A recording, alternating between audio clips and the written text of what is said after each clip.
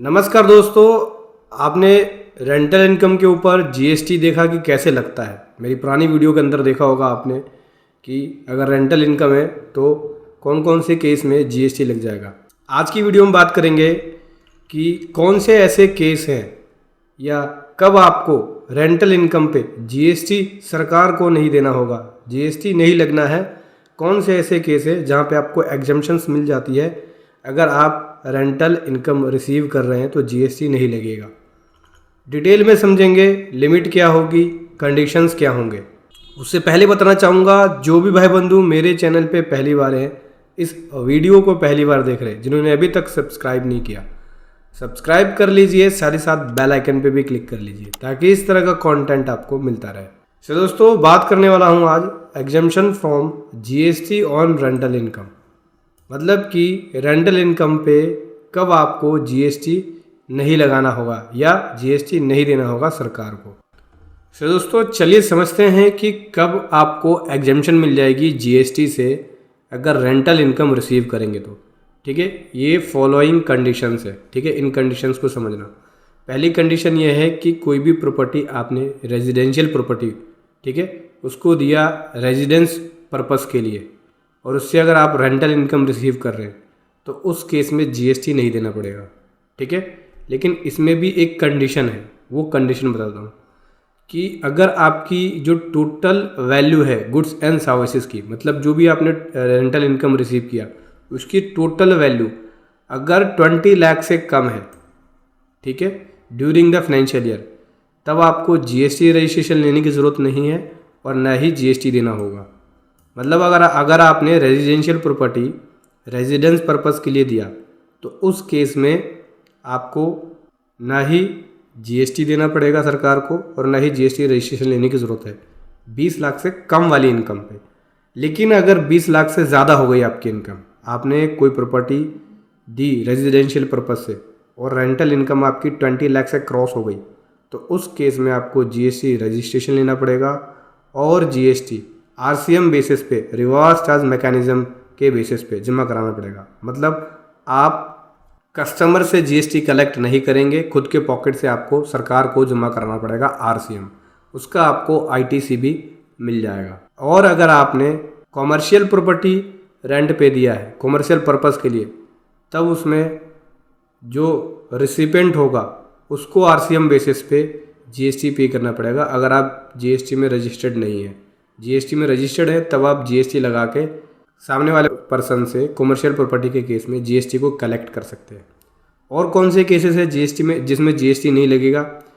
अगर कोई trust, NGO, उनकी खुद की प्रॉपर्टी है और वो पब्लिक के लिए, जनरल पब्लिक के लिए रेंट पे देती है, जैसे कि मान के चलिए रूम रेंट देती है और चार्ज करती है एनजीओ या ट्रस्ट एक दिन का 1000 रुपया उससे कम, तो उस केस में जीएसटी नहीं लगेगा। ठीक है, कोई भी शॉप है या अदर प्लेस है बिजनेस पर्पस के लिए है और उस केस में वो 10,000 रुपये या उससे कम पर मंथ का चार्ज करती है, तो उस केस में जीएसटी नहीं देना पड़ेगा। कोई भी कम्युनिटी हॉल है, ओपन एरिया है, अगर वो रेंट पे दे रही है, उसको चार्ज करती है 10,000 रुपये दिन का या उससे कम, तो उस केस में जीएसटी नहीं देना पड़ेगा। ठीक है, अभी 20 लाख की जो कैलकुलेशन है वो कैसे की जाएगी? देखो, 20 लाख की कैलकुलेशन में अलग अलग तरह के केस हैं, मैं आपको बताता हूँ। मान के चलिए कि मैंने कोई प्रॉपर्टी दी रेंट पे और मेरे पास 2-3 तरह की प्रॉपर्टी है, कॉमर्शियल प्रॉपर्टी भी है, रेजिडेंशियल प्रॉपर्टी भी है। अब कॉमर्शियल प्रॉपर्टी से मुझे 10 लाख रुपए रिसीव होता है साल का, ठीक है। उसके बाद 12 लाख रुपए मुझे रेजिडेंशियल प्रॉपर्टी से रिसीव होता है, तो यहाँ पे 22 लाख रुपए टोटल हो गए। यानी मुझे जीएसटी रजिस्ट्रेशन लेना पड़ेगा क्योंकि मेरी जो लिमिट है वो हो गई क्रॉस। अब मैं अगर जीएसटी रजिस्ट्रेशन ले लेता हूँ तो जो 10 लाख रुपए रिसीव कर रहा हूँ कॉमर्शियल प्रॉपर्टी पे, उनको तो मैं बिलिंग करूँगा, वो उनसे मैं जीएसटी कलेक्ट कर सकता हूँ।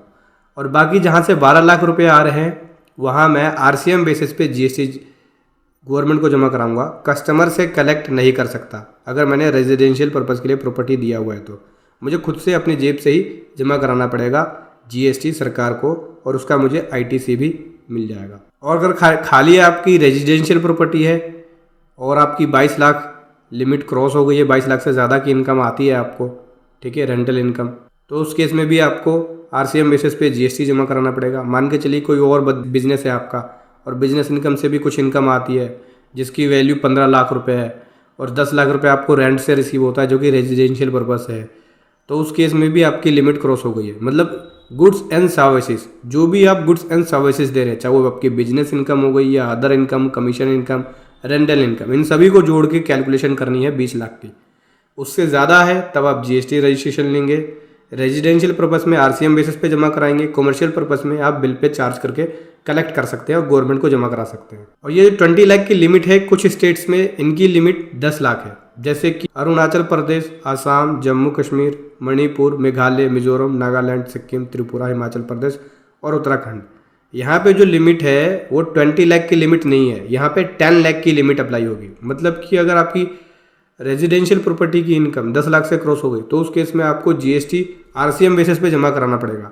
कमर्शियल प्रॉपर्टी है तो सामने वाले पर्सन से चार्ज कर सकते हो बिल पे और उसे जीएसटी कलेक्ट करके गवर्नमेंट को जमा करा सकते हो, 10 लाख से क्रॉस हो गई है तो। और मिक्स है, आधी कमर्शियल है आधी रेजिडेंशियल है, तो आपको जितना कमर्शियल पर्पस के लिए आप यूज़ कर रहे हो उसके ऊपर आप जीएसटी चार्ज कर सकते हो। और रेजिडेंशियल पर्पस में जहाँ जहाँ है वहाँ आपको आरसीएम बेसिस पे जीएसटी सरकार को जमा कराना पड़ेगा।